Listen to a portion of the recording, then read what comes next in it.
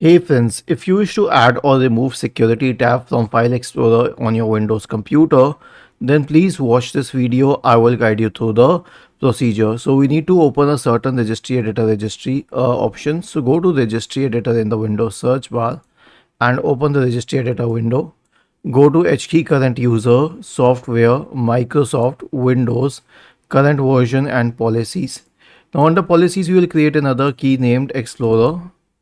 Copy it, right click, select new key explorer, and then in the right pane we need to create a dword 32-bit entry named no security tab.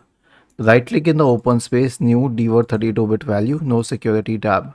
Double click on it, change the value data to 1 and hit enter. And this way you have removed the security tab in File Explorer. Why is this important? This is important because the security tab in File Explorer allows people to change the administrator.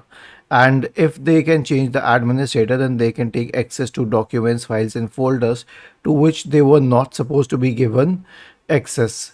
Was this helpful? If yes, then please subscribe to the channel, and if not, then let us know in the comment section of the video on how we could help you further. Thank you for watching this video and have a nice day.